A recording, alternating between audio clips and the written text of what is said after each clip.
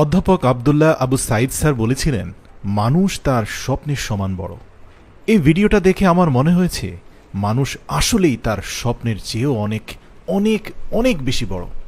এই দুজন যুবক, একজনের নাম হচ্ছে টোফু, আরেকজনের নাম হচ্ছে মৌফু, টানা ১০০ দিন কঠোর পরিশ্রম করে মাটি খুঁড়ে এক স্বপ্নীল জগৎ বানিয়েছেন।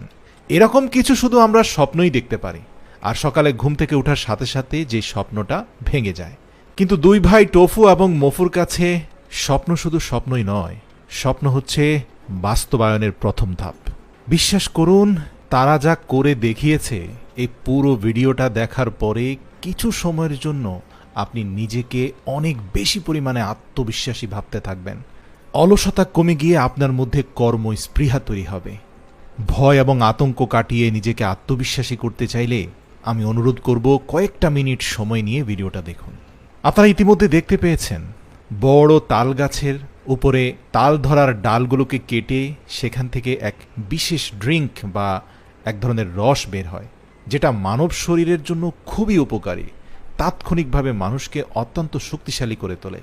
প্রাকৃতিক বাঁশের গ্লাসের মধ্যে সেই রস সংরক্ষণ করে দুই ভাই পেট ভরে সেই রস পান করল।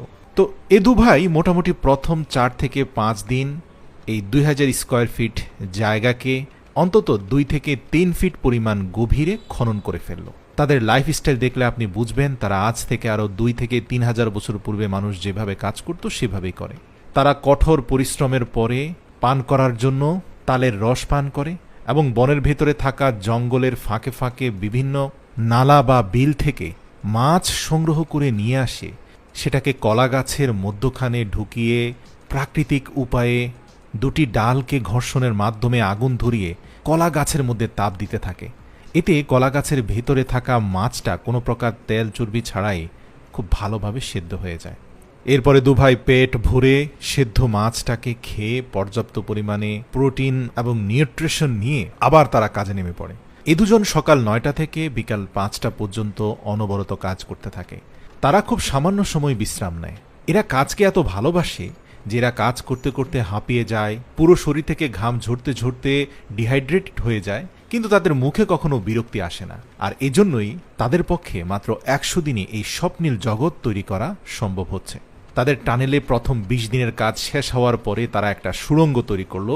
স্বয়ংক্রিয় সিঁড়ির মাধ্যমে চাইলে যে কেউ খুব সহজে সেই টানেলে চলে যেতে পারে। আপনারা উপর থেকে দেখতে পাচ্ছেন যে জঙ্গলের মধ্যখানে তাদের এই টানেলের কার্যক্রম চলছে। এছাড়াও এর মধ্যবর্তী স্থানে তারা এমন একটা সুইমিং পুল করতে চাচ্ছে যেখানে ওয়াটার স্লাইডের মাধ্যমে সুইমিং পুলে নামা যাবে। খুবই দক্ষতার সাথে প্রত্যেকটা সিঁড়ি নির্দিষ্ট মাপ অনুযায়ী মাটিটাকে কেটে আলাদা করা হচ্ছে। এছাড়া ওয়াটার স্লাইডারগুলোকে এত চমৎকারভাবে করা হয়েছে দেখে মনে হবে কোনো দক্ষ ইঞ্জিনিয়ার এই কাজগুলোকে করেছে। তাদের এই কাজের ক্ষেত্রে একটা বিষয় আমার অবাক লেগেছে যে যত মাটি জমা হচ্ছে সেগুলোকে উপরে উঠাচ্ছে এবং উপরে চারপাশে যত মাটি জমা হচ্ছে সেগুলোকে আবার খুব দূরে নিয়ে সরিয়ে দিচ্ছে যেন তাদের কর্মক্ষেত্রের মধ্যে এসে মাটি চাপা না পড়ে। বিশ্বাস করুন, শুধুমাত্র আপনি চোখ বন্ধ করে একবার ভাবুন, দুজন মানুষ অনবরত এই মহাযজ্ঞের কাজ করে যাচ্ছেন। কি পরিমাণ পরিশ্রম সাধ্য কাজ ভাবলে হয়তো আপনার গা শিউরে উঠবে। কিন্তু আমি আপনাকে বলতে চাই এটা তারা সম্ভব করছে, তাহলে আমি আপনি কেন পারবো না? প্রিয় দর্শক, দেখতে দেখতে প্রথম ৬০ দিন অর্থাৎ টানা ২ মাস পরিশ্রমের পরে তাদের মূল কাঠামোটার প্রায় ৮০ ভাগই শেষ হওয়ার পথে। তাদের সুইমিং পুলকে কেন্দ্র করে চারপাশে তারা রাজপ্রাসাদের আদলে সিঁড়ি এবং পিলারের সৃষ্টি করলো এবং মাটিটাকে এত চমৎকারভাবে কাটিং করছে, ডানে বামে কোথাও আপনি কোনো খুঁত খুঁজে পাবেন না। তাদের কাজ এমন নয় যে শুধু শেষ করে ফেললেই হবে, বরং তারা তাদের স্বপ্নের মতো করেই কাজটাকে শেষ করতে চায় এবং এই শিল্পের মাধ্যমে তারা তাদের নিজেদের পরিচয় তুলে ধরতে চায়। শেষ পর্যায়ে কাজ ১০০ দিনের মধ্যে শেষ করার জন্য তারা রাতে আগুন জ্বালিয়ে আবারও সেই বিল থেকে ধরা মাছ সেদ্ধ করে খেয়ে রাত জেগেও তারা কাজ করেছে।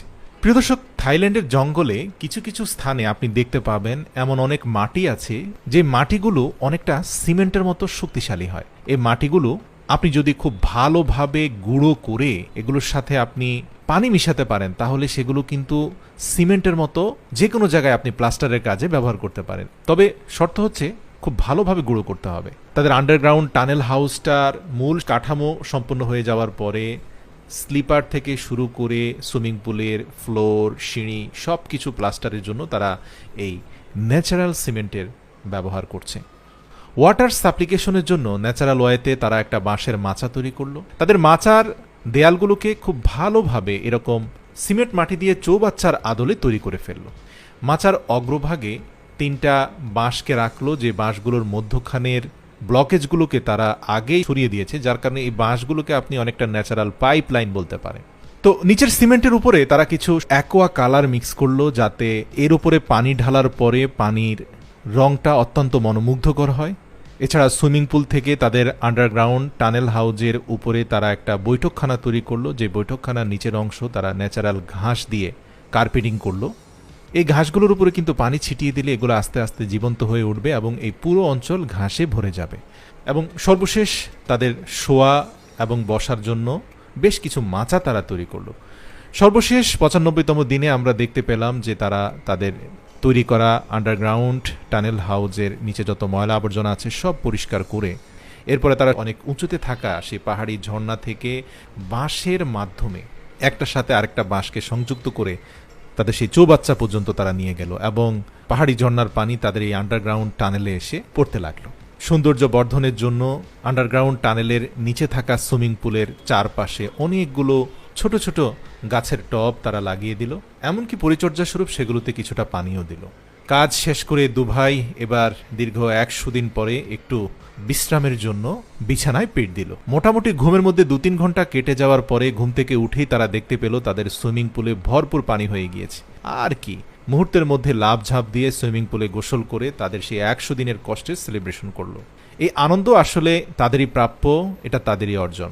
দেখবেন আপনি আপনার জীবনে যে কোনো ধরনের কষ্টার্জিত ফলাফল যখন আপনি হাতের কাছে পাবেন, যেটা আপনি কঠোর পরিশ্রম করে অর্জন করেছেন, এখন এই টানেল হাউজে আপনি আমি গিয়ে গোসল করলে এত মজা পাবো না যতটা তারা পাচ্ছে। আপনারা দেখতে পাচ্ছেন গোসল শেষ করে কি প্রশান্তির সাথে তারা তাদের সেই সেলিব্রেশনের ড্রিঙ্ক তারা উপভোগ করছে এবং পাহাড়ি ঝর্ণার পানি যেটা চৌবাচ্চা হয়ে তাদের সুইমিং পুলে পড়ছে সেটা তারা পান করছে।